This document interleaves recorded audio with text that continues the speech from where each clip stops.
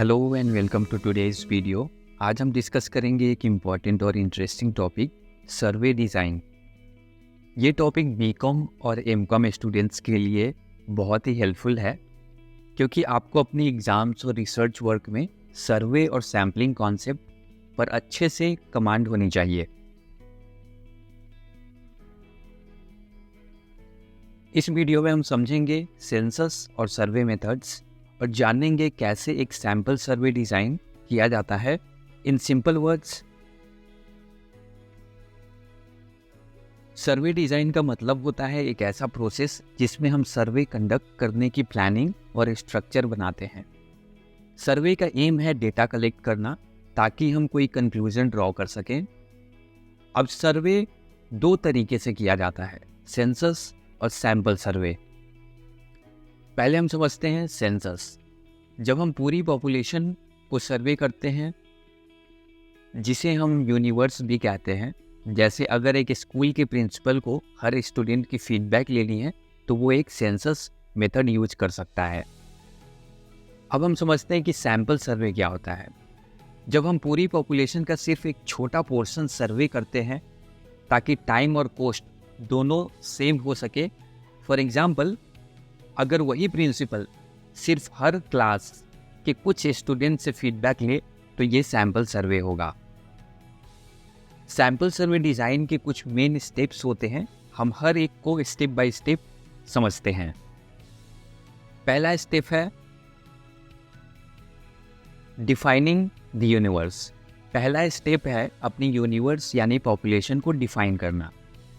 Universe वो group है जिससे हम डेटा लेना चाहते हैं। फॉर एग्जाम्पल, अगर हमें एक कॉलेज में बीकॉम के स्टूडेंट्स के ओपिनियंस पर रिसर्च करनी है तो हमारी यूनिवर्स सिर्फ बीकॉम के स्टूडेंट्स होंगे। अब हम सेकेंड स्टेप की तरफ बढ़ते हैं, डिटरमाइनिंग दी सैम्पलिंग फ्रेम। सैम्पलिंग फ्रेम वो लिस्ट होती है जिसमें आपकी सारी यूनिवर्स के मेंबर्स शामिल होते हैं जो सैम्पल में आ सकते हैं। जैसे अगर हम बीकॉम के सारे स्टूडेंट्स का एक अटेंडेंस रजिस्टर यूज करते हैं, वो हमारा सैम्पलिंग फ्रेम हो सकता है। इससे हमें पता लगता है कि किन किन लोगों में से हम सैंपल सेलेक्ट करेंगे। अब हम थर्ड स्टेप की तरफ बढ़ते हैं, identifying the sampling unit. Sampling unit वो इंडिविजुअल पर्सन या ऑब्जेक्ट है जिससे हम सर्वे में डेटा लेंगे। जैसे हमारे बीकॉम स्टूडेंट्स के एग्जाम्पल में एक एक स्टूडेंट सैम्पलिंग यूनिट होगा। Step number 4 is choosing the sampling method. Sampling method वो टेक्निक है जो हम सैम्पल चूज करने के लिए यूज करते हैं। कुछ कॉमन मेथड्स होते हैं इसके, उसको हम समझते हैं। रैंडम सैम्पलिंग, जिसमें रैंडम सिलेक्शन होता है, जैसे लॉटरी सिस्टम से नेम्स पिक करना। नेक्स्ट इज सिस्टमैटिक सैम्पलिंग, जिसमें हम एक फिक्स्ड इंटरवल पर मेंबर्स पिक करते हैं, जैसे हर फिफ्थ स्टूडेंट। स्ट्रैटिफाइड सैम्पलिंग, जिसमें पॉपुलेशन को ग्रुप्स में डिवाइड करते हैं और हर ग्रुप से कुछ मेंबर्स लेते हैं, जैसे बॉयज़ और गर्ल्स। ग्रुप बना के दोनों में से कुछ स्टूडेंट सेलेक्ट करना। अपने रिसर्च के पर्पस के अकॉर्डिंग हम सूटेबल सैम्पलिंग मेथड चूज करते हैं। अब हम आगे बढ़ते हैं और समझते हैं डिसाइडिंग दी sample size. Sample size decide करना भी इम्पॉर्टेंट है। अगर सैम्पल छोटा होगा तो शायद एक्यूरेट डेटा नहीं मिलेगा, और अगर सैम्पल बड़ा होगा तो टाइम और कॉस्ट काफ़ी बढ़ सकती है। एक बैलेंस्ड अप्रोच के थ्रू हम usually 5 to 10% of total population select करते हैं, बट ये सर्वे ऑब्जेक्टिव्स पर भी डिपेंड करता है।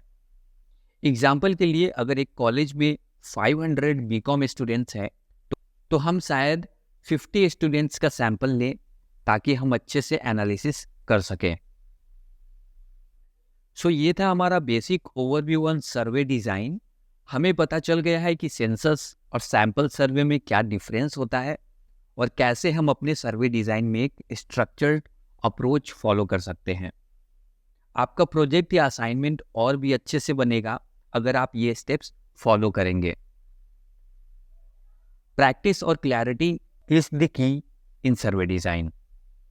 Hope you found this video helpful. अगर आपको ये टॉपिक क्लियर हो गया है तो please let me know in the comment section.